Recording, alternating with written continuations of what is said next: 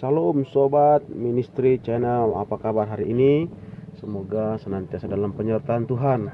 Hari ini kita akan mendengarkan kesaksian Bapak Daud Tony, di mana dia sebagai seorang pelayan Tuhan dan juga seorang bisnis, dan bisnisnya untuk Tuhan. Tidak seperti tanggapan orang lain, dia pelayanan ke sana ke sini hanya untuk uang. Tetapi kita dengarkan bagaimana penjelasan Pak Daud Tony dan langkah-langkah apa saja yang harus dimiliki oleh pengusaha karena pandemi ini, dan juga orang-orang yang kena PHK di masa pandemi ini. Mari kita dengarkan penjelasan Pak Daud Tony. Tuhan Yesus memberkati.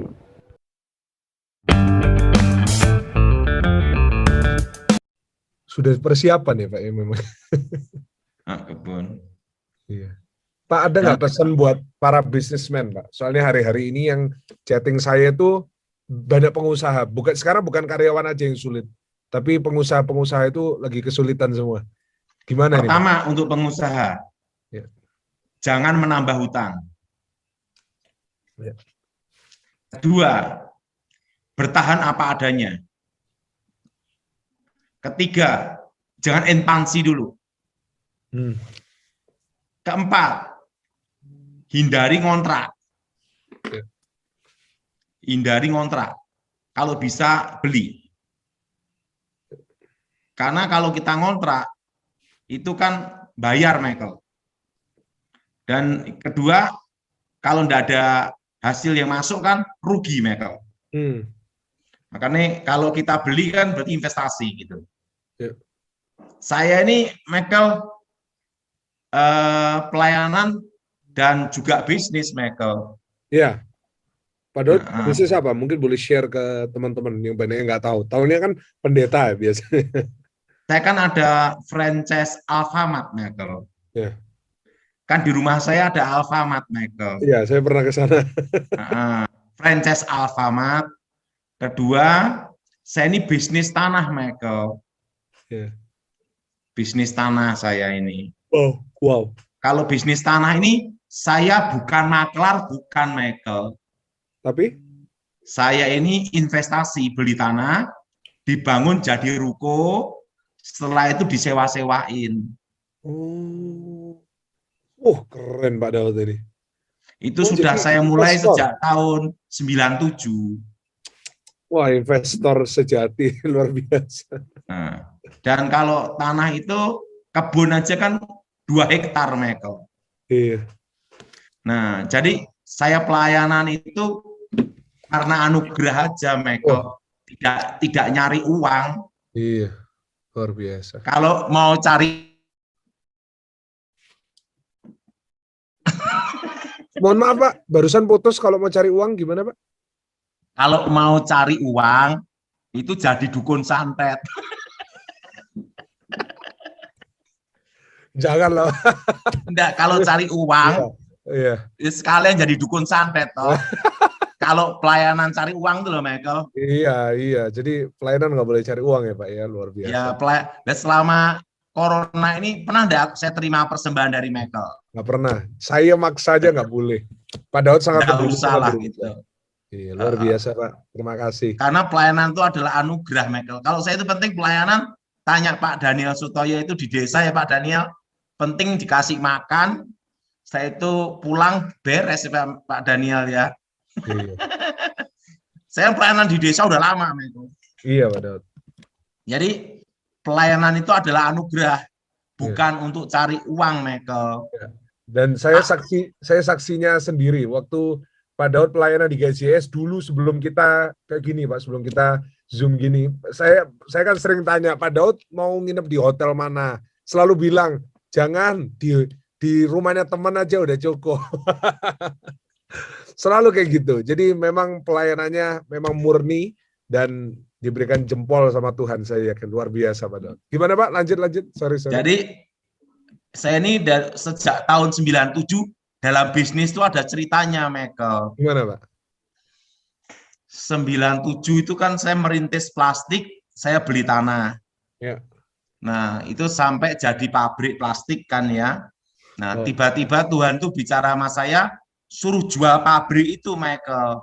Oh iya, saya pernah dengar ini. Tapi lanjut Pak, ini seru ini. Setelah jual pabrik itu, Tuhan beritahu, belilah tanah di tempat yang kutunjukkan padamu. Nah, waktu itu saya beli tanah, itu tempatnya itu banyak setannya. Iya. Terusan tempatnya paling angker. Terusan jembatan tidak ada.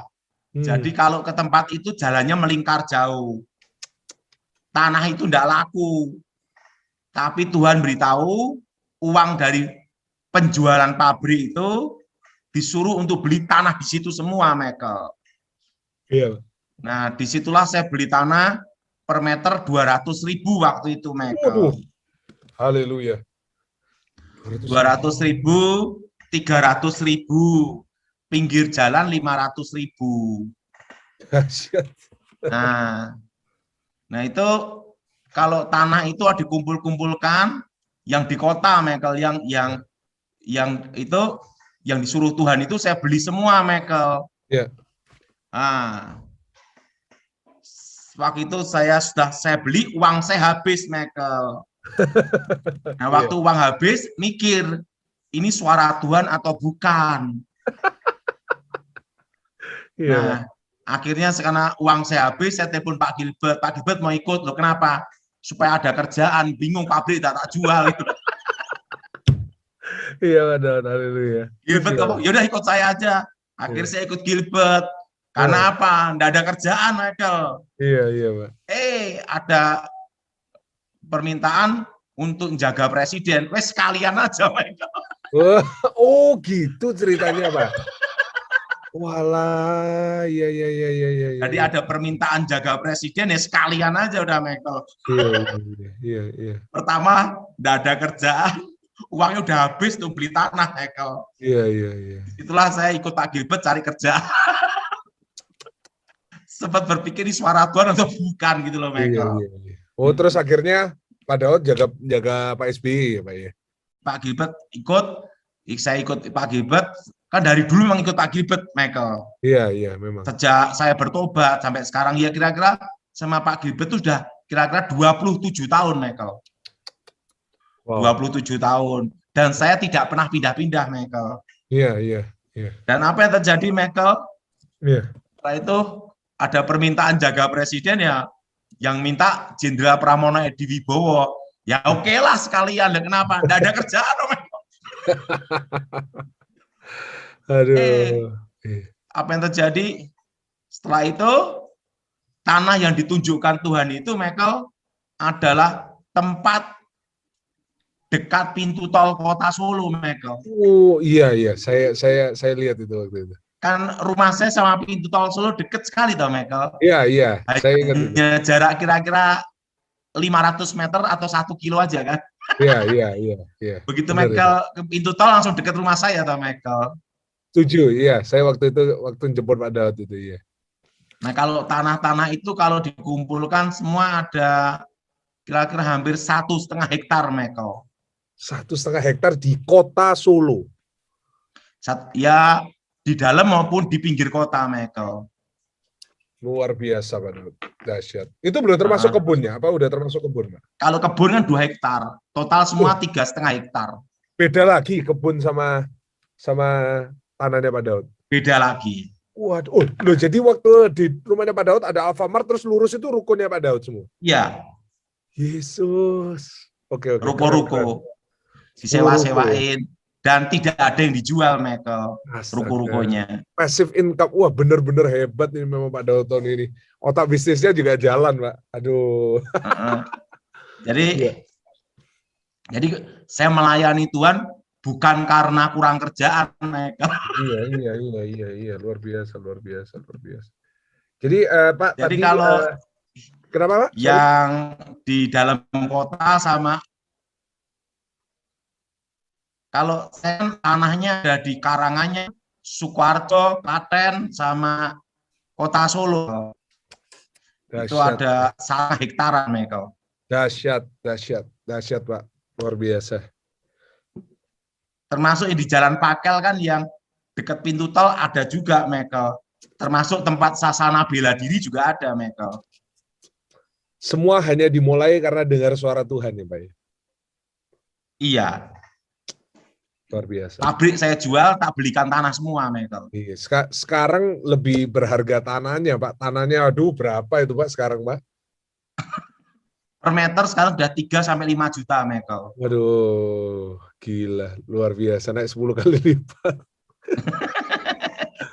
Aduh, puji Tuhan. Jadi Pak, tadi nggak boleh utang, kalau bisa beli, terus apa lagi Pak untuk bisnismen supaya tidak boleh ekspansi. Ekspansi, ya. Keempat, jangan ngontrak, lebih baik beli. Iya. Oke. Kenapa? Kalau ngontrak kan duit keluar, Michael. Iya. Iya. Loh, Pak, kalau yang baru di PHK, Pak, ada nggak pesan buat mereka? Saya sudah di PHK. Ya. Apa yang Anda tahu, apa yang Anda alami, kerjakan. Pokoknya skill apa yang Anda mampu, perbuat. Ya, mulai bisnis baru atau cari kerjaan lain? Pertajam skill. Ya, memulai bisnis baru atau cari pekerjaan lain itu terserah. Tapi kalau memulai bisnis baru yang adalah apa yang kita tahu kan, Michael? Iya. Bisa dikembangkan gitu.